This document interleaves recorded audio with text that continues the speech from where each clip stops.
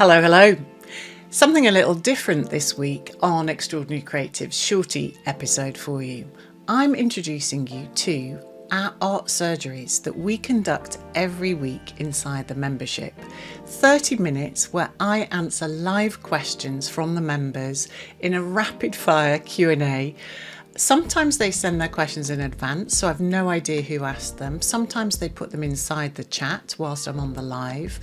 But I answer from my own perspective as honestly as I can, unfiltered, and I answer from my experience of being in the arts for quite a long time now. So I wanted to share with you because I think not only will you hear the questions that get asked probably will resonate with you too, but also it gives you a sense of what we do inside the membership, which is have unfiltered, honest conversations with each other. Our members are kind, curious, generous, but incredibly talented, and they keep me on my toes every single week.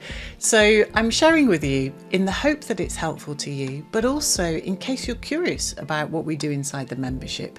If you are, then please do visit the website, kerryhand.com, and you will find the link to the membership page there. And you can just sign up and see what's inside and actually join one of these sessions and get your question answered live by me. You can also watch the replay back. So if you hear it in the moment and then think, oh, I'd love to come back to that, then you can watch it. We pretty much upload it straight away. So you can get your question answered every single week. There's no need to struggle on alone. So hope this is useful to you. And let me know if you can at Kerry Hand on socials, or leave a review, share this with somebody that you think needs to hear the answer to. Thanks for listening. I know you find the art world baffling sometimes. It is. This is exactly why I built the membership. Inside the membership, artists rebuild their confidence. They reignite their pride. They recover their sense of play and finally feel like they belong. They land studio visits, sales, shows, better fees, stronger relationships, and a genuine sense of agency. Here's how it works. You get the online membership hub on your laptop or phone and gain instant access to every live session, replay and worksheet, as well as an active community, so you're never stuck waiting for an answer again. You get weekly advice sessions with me where you can ask me anything you're stuck with, and I'm going to give you straight, honest answers. And you get coaching with me at an affordable rate. Plus, there are real life meetups, expert webinars, monthly studio visits with members, and 4 guest artist studio visits a year where you can ask your own questions live. And the best bit? It's an affordable price every month and you can cancel anytime. So please don't keep struggling on alone. Try it. 2 months from now, you could have answers to things that have been holding you back for years. Welcome to any new members. Delighted to have you here. I'm here at your service, bringing 35, nearly 36 years of art world wisdom to help you crack anything that might be standing in the way. So you can send your questions ahead of time, or you can put them live in the chat, and Rika will help me stay on track and I get through as many as possible in 30 minutes. So I have your questions here, and I am going to say a warm welcome. Lovely to see you too. Thank you so much for being here. Okay, so we've got some great questions, and I'm not going to mention names because they're sent in anonymously. So I don't know who's asked them, so there is no bias in how I answer. I'm just going to do my best to help you. So I've entered a few open calls and got rejected. Boo hiss, but we all go through that. Remember, we are practicing 100 no's, but we are being strategic about where we put our energies to get those 100 no's. So how do we know we're ready to enter open calls, and how can we tell what they're looking for? So you're right that some open calls can be vague and it's not quite clear. So there's a few different ways I'm going to approach this thing. Firstly, I'm going to say you are always ready. So the question is really, what makes you think you're not ready? Secondly, It's looking for the work that you are most excited about right now or in recent history that you feel excited to share with the world, that represents the best of your ideas and making right now, but also you think would add value or excite an audience. When I say add value, it's really looking at the context that you're applying for. So rather than thinking, am I the right person for them? You're thinking, is this the right context for this work that I am excited by? Because it's not always the case that every one of our works is right for the context that we are sending into. And also, if that context doesn't give you an exciting thrill or kind of joy at the possibility of having your work shown in it, then it's definitely not worth you applying for. So the question is, rather than am I right for it? Is the work right for it? Would your work come alive in that context? Would your work be introduced to other exciting artists? Would it have a nice dialogue with those other artists? Are they the kind of artists that you would be tickled pink to hang out with at the opening? Would the kind of audiences that you're interested in get to see the range of work that you are making and align with their interests? So there's no point in applying for something if it's like being a round peg in a square hole, or vice versa. There's no point in applying if you get the ick with either the judges or the people that you might be showing with, or you don't feel that you are in alignment with that context.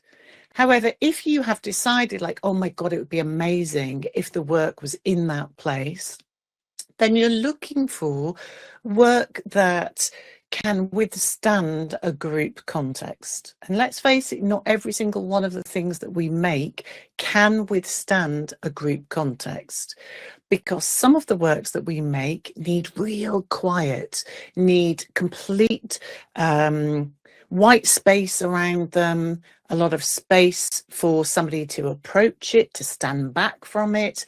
So not all of our works can be in the kind of Royal Academy or salon style hang. So we have to pick a work that could be in dialogue with furniture, architecture, and other people's work around it. We have to pick work that can sing, even though it might have other really brilliant, strong works resonating around it. Now, sometimes a quiet work can do that. And if you go to any big salon style hangs, sometimes the really intimate, quiet work calls people to it, and it creates an intimacy which is beautiful. So you don't have to be all razzle dazzle, kind of bright blue, bright yellows to stand out, but the work has to hold itself really well. And if you've ever been to an art fair, you think about work that calls you from across a really busy, sort of quite noisy place. And actually, very often, it's something that really is of itself. It can hold itself despite the noise. Now, we know that that is a clue to a powerful work. So the way to think about it is, firstly, is this context right for the work that I'm making right now? Do I have a work that could hold itself in this kind of visual clutter and these kind of noisy spaces?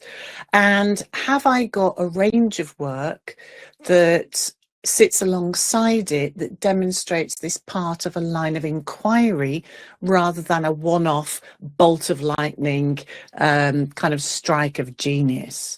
You know, it's really that the work has to be part of a body of work, because if you send in one image that says something, if you send in 3 or 5, as they very often ask you to do, it has to really look like it really couldn't have been anything else. Those works really are themselves. Now I'm going to let you into a secret, because I am a select, and I've been sent a portal where the administrators have very kindly put all of the works into a portal. I think I have to go through about 1,800 artworks so far, and I haven't got names on them. So I can't bring my cognitive bias. I have been instructed to pick the works that I think are the strongest, as in works that I would like to see in person and that I think are maybe doing something alive, So the other selectors that I was on the panel with, they are bringing their own lens, their own sensibility, their own ideas. Now, one of them said, what if I want to include everything? And obviously the rooms can only hold so much work. So we have to make a choice of a few hundred works from that selection of 1,700, probably more by the time the portal's been finished uploading. So we're actually looking at not just, is this a great work? Because to be honest, all of the works that have been submitted are really good. But we're looking for, how does this work then sit with this work, and together, can they tell us something about the artist, the work, and the world that we're living in? So it's a slightly different way of curating. So, but also it might be the only time I've ever been introduced to an artist's work. So I'm looking at the works and thinking, oh, that's curious. Oh, I'd really love to see that in person. Or sometimes I'm thinking, that's a really good artwork, but it's very familiar. And if it's familiar to me, I trained as an artist, a painter and a printmaker, so I'm particularly drawn to drawings, paintings, printing. But if it looks like something that feels like a familiar friend, then I might not choose it, because that means it hasn't gone that extra mile and brought its own uniqueness to me. And that's what I'm looking for as a selector. I'm looking for like, oh, there's a cheeky little number that actually is doing something in and of itself. And that is very different to taste.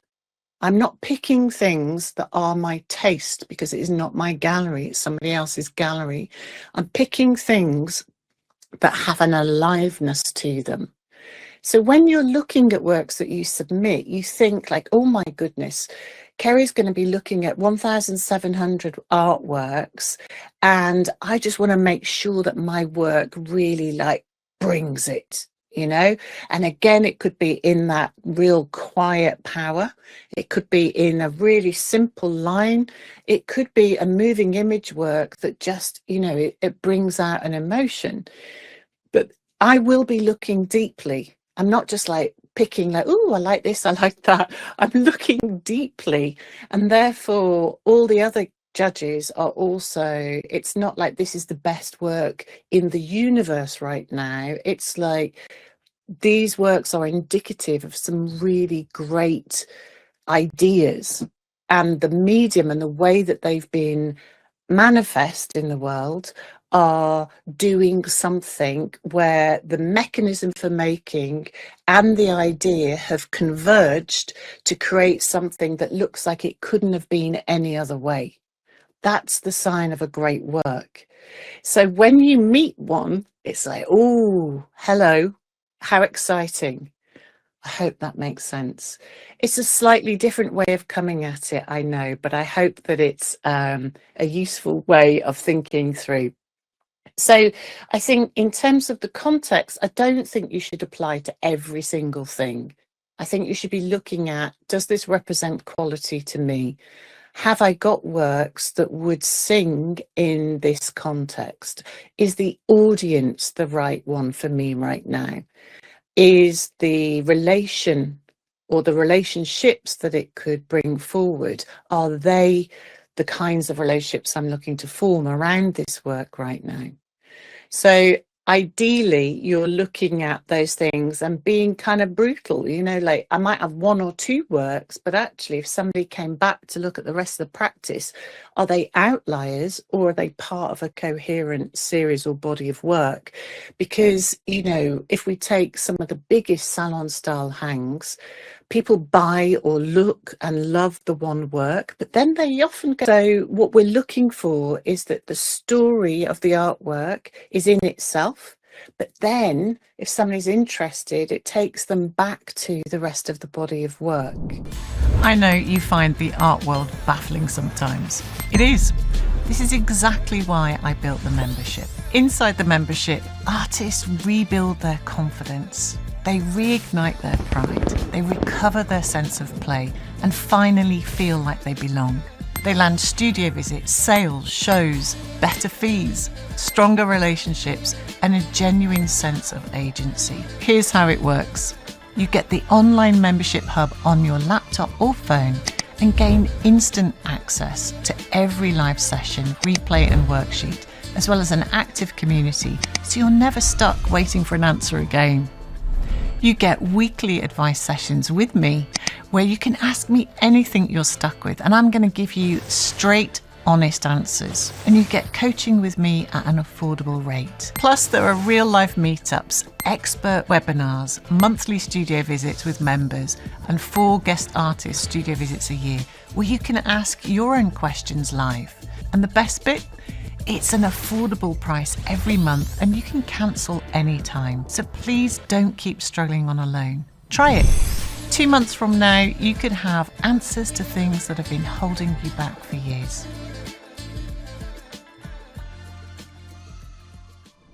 Okay, this is a great one next. So I got a chance to make a great work about a video, a film about my artwork. And it came about from a conversation with somebody who came to visit a show and was so inspired and excited by the work. They invited the artist to make a film, which is brilliant. And I'm so glad that an art surgery on what to discuss was useful to you there and that you took action on it. So well done. I really appreciate that feedback, but also good for you that you mobilized your learning as quickly as possible, because that's how we move from stuck to having agency. So now you want to know what to do with the work. And again, my question would be, was kind of what do you think might be standing in the way of you sharing it or making a decision? Because what I'm reading behind the subtext is that there's an idea of a right way. I might be wrong. Might just be the subtext of what you've written. But I would say, here's what I would like for all of you. You make an artwork, and because of the creative impetus, you want to make the next one, because the learnings of making the artwork kind of very often take you to making the next one, and you want to just get on with that. So for you, very often, once you've made something, you want to move on to the next thing. Now, what you're quite rightly saying is, right, I've made this thing and it's quite exciting to me to get it into the world. So what's the best way of doing that? And we're going to take the example here and say, I want you all to start applying this to everything that you do. Because one artwork has a series of potential ways that it can travel. And rather than waiting for a massive amount of work to do this, we can take one artwork at a time and build a kind of meta narrative around it so that we think about ways that it could live. So we take this one film, which is very good, by the way, and we take an excerpt from it and we put that out as a clip on Instagram, let's say, or TikTok, whichever is your preferred platform. But we take just one clip and we have a very short amount of text with it. And we say, I'm curious as to whether what I'm saying in this film connects with what you think about your work, or, you know, connects with how you think about other people's work, or what does it make you want to know more about? So each video or documentary about your work, a bit like when we do the podcast, our clips, we make about 7 clips from each of our full-length podcasts. Now that podcast becomes in fact, I usually write the scripts for my podcasts as if I'm writing to you, which becomes a Beat the Block newsletter.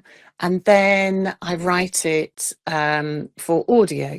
So I change it so the written word is different to the script and the beat the block is shorter and the audio for the podcast is longer. But then the clips become another, what I call, piece of collateral. So we have one bit of content that is serving multiple purposes and multiple audiences.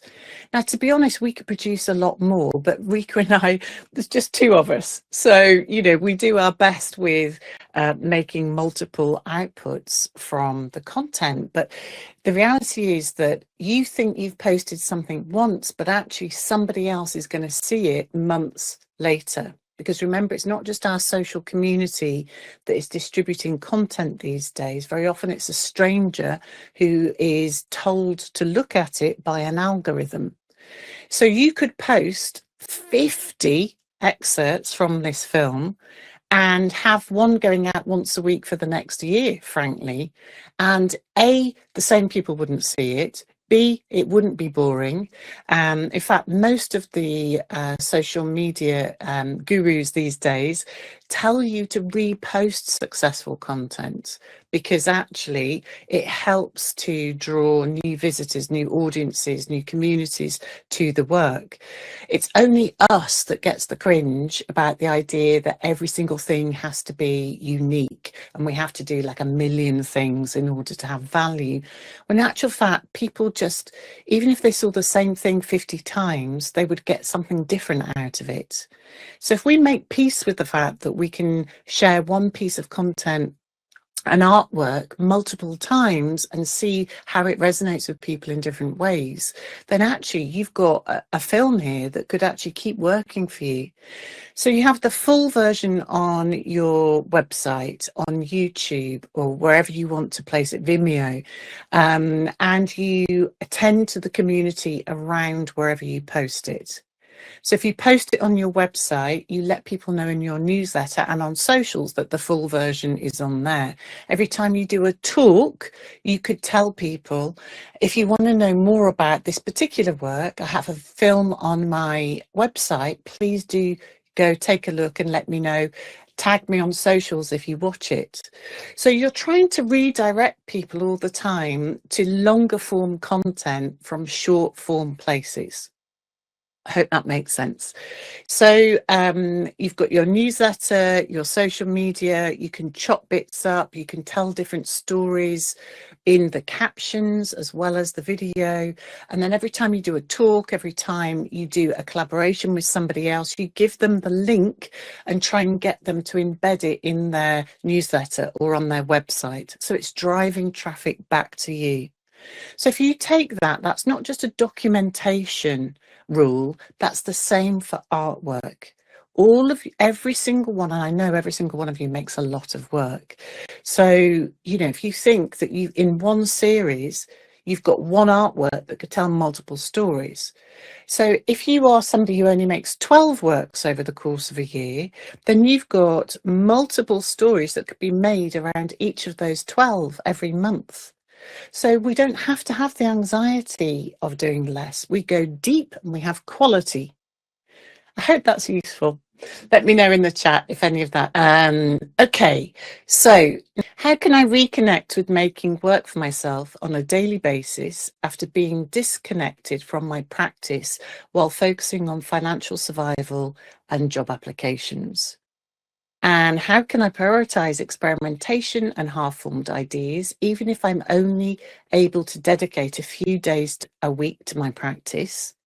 With limited studio time, how should I think about setting financial goals and focusing my efforts on securing commissions, residencies, and exhibitions? Okay, there's a lot in there.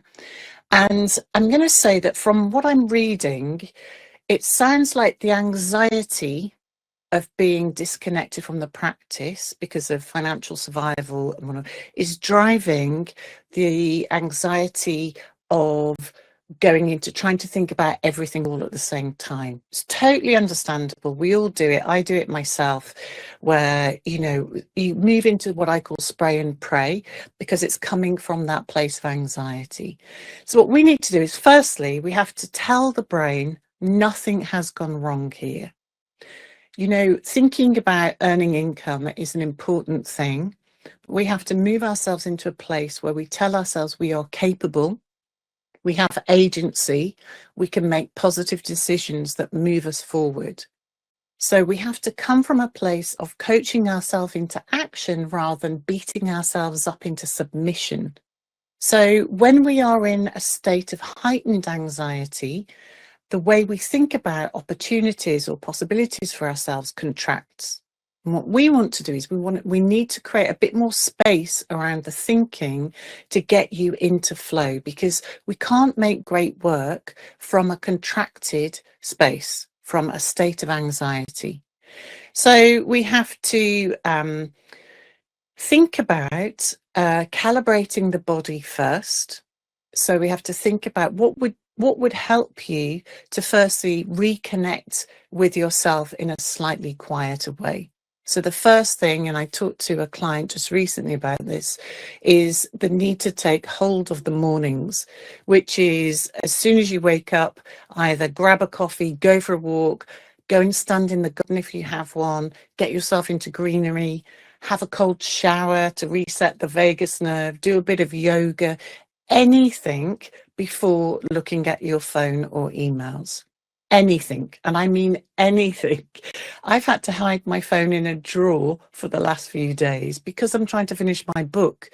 And because I'm tired, my instinct is amazing. My brain just wants me to waste time on social media.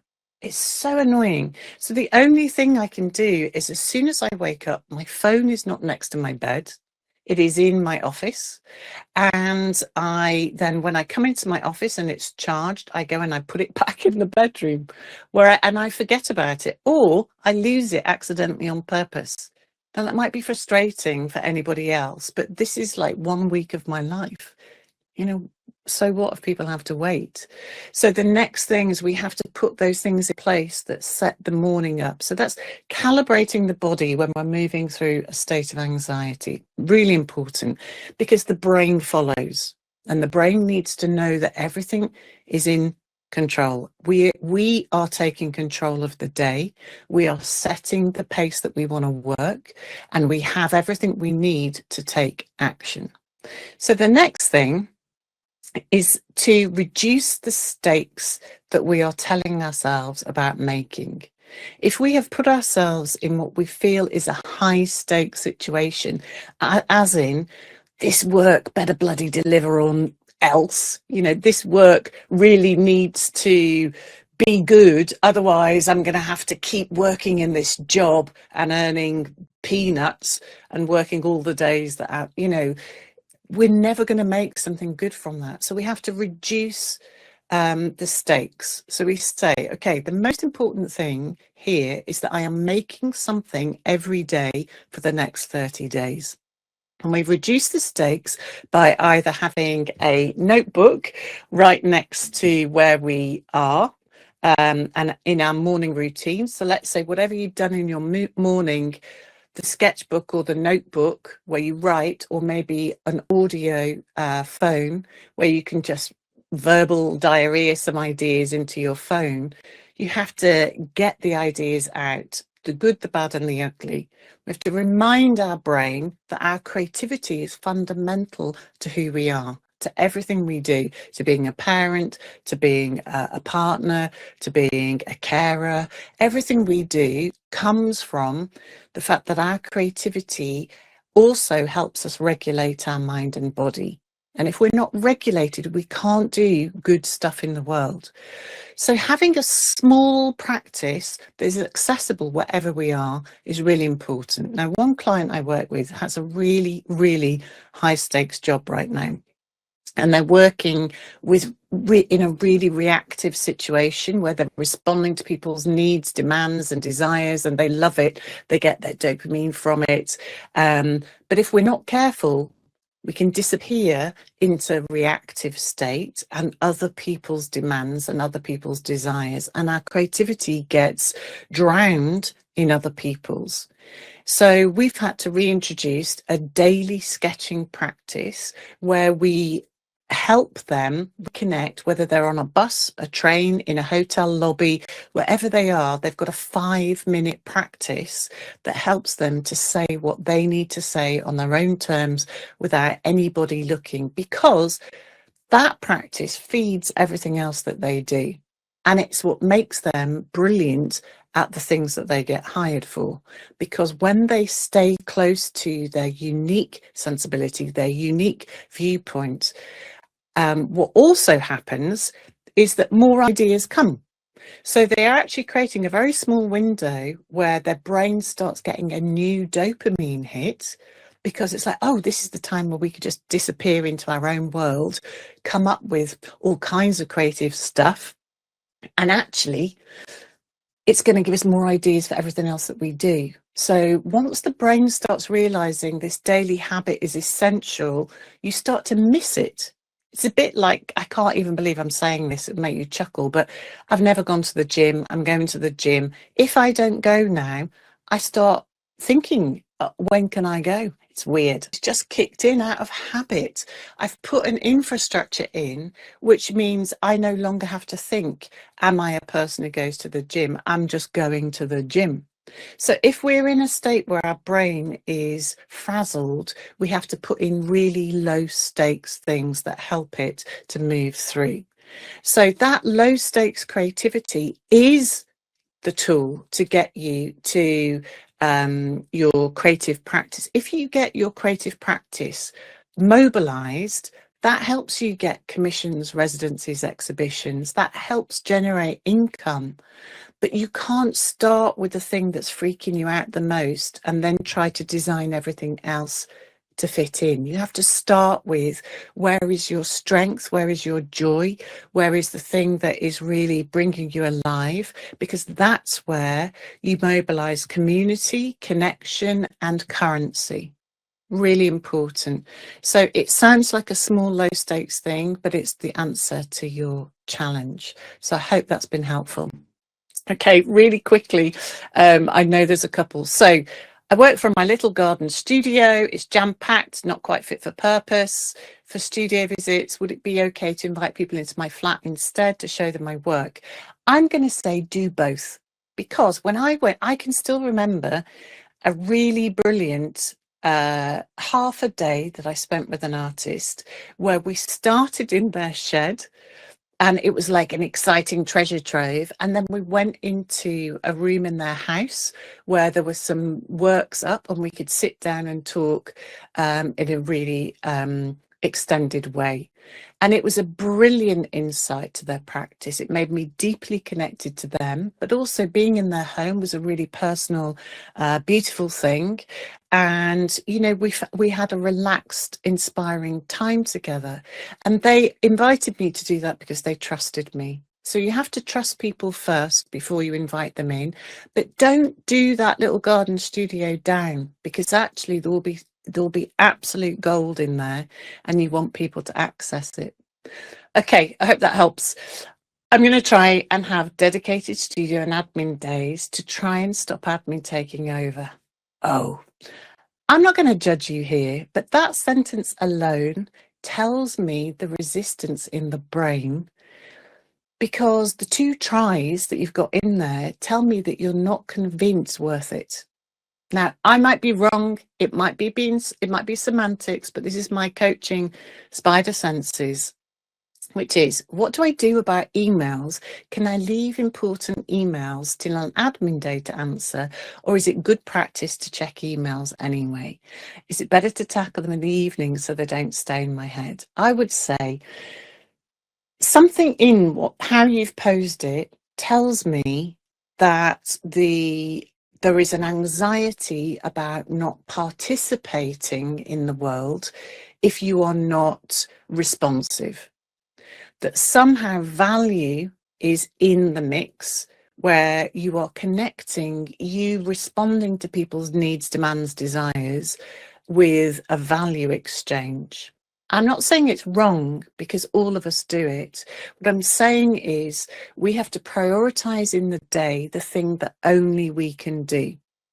So we have to carve out the day to make ourselves the most clear-minded thinkers and makers, we have to give our time in the day to that bit that only we can do, and save your energy for that time. Now, some of you are night owls and you prefer that. Some of you are early morning people, you prefer that.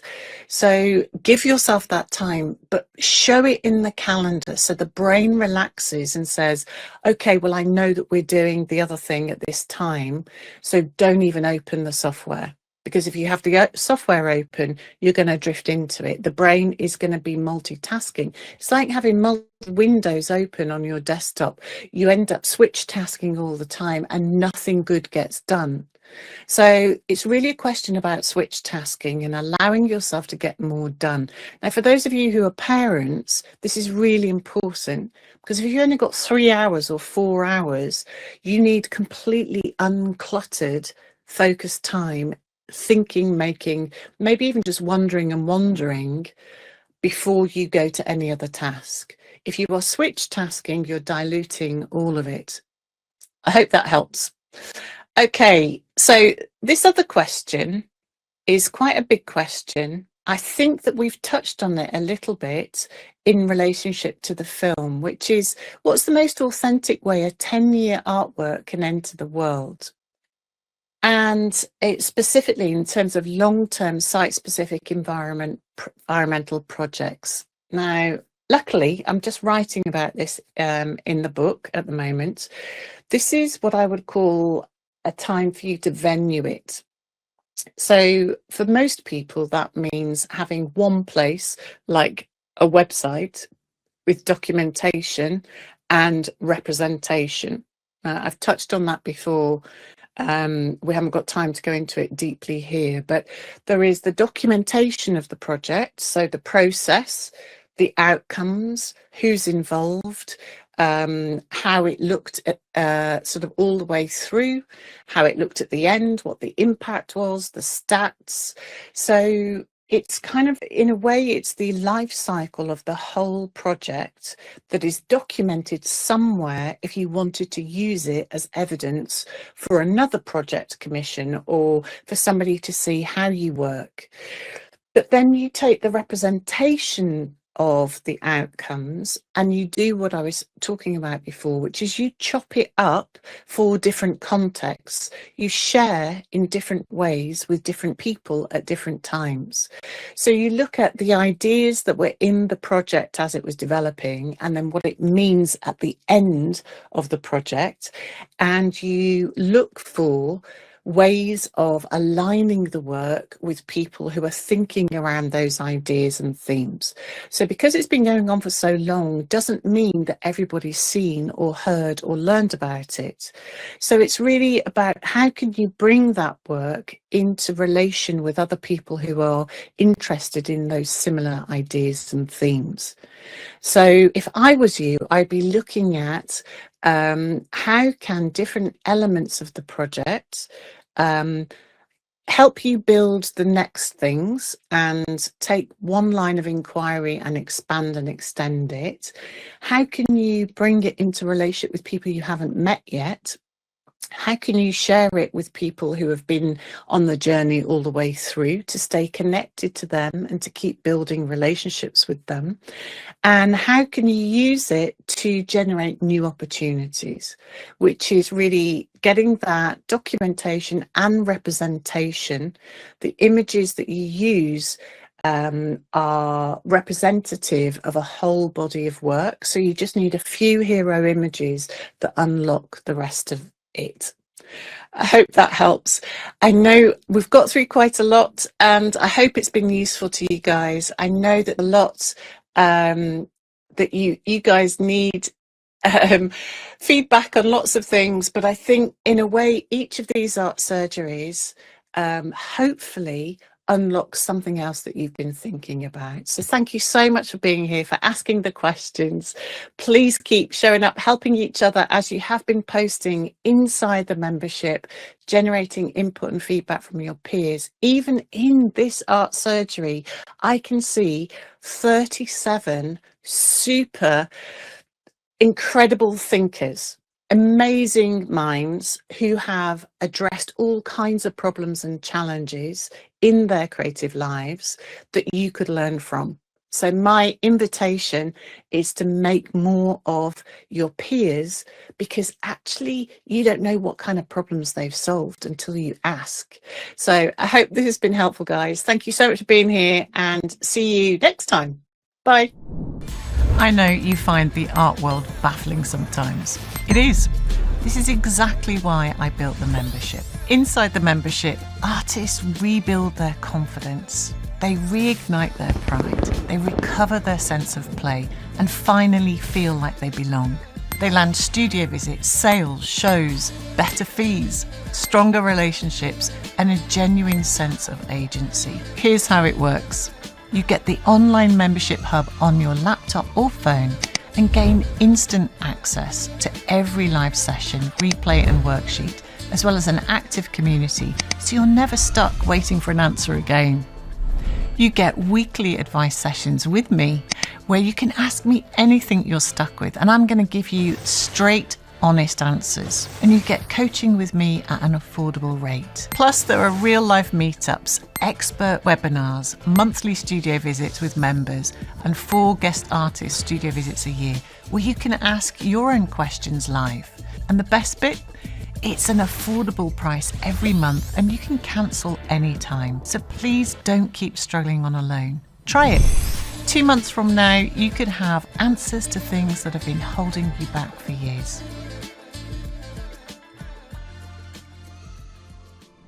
So I wonder if any of the things that I shared here were useful to you. If so, please let me know in the comments or leave a review. I read every single one of them. And if you would like to get your questions answered, please don't hesitate. Join us inside the membership. Hundreds of people from all over the world with skills and talent and experiencing creative life just like you. And we help every single one of them get unstuck on a regular basis. So I hope to see you either here or inside the membership sometime soon. Thanks for listening. Till next time.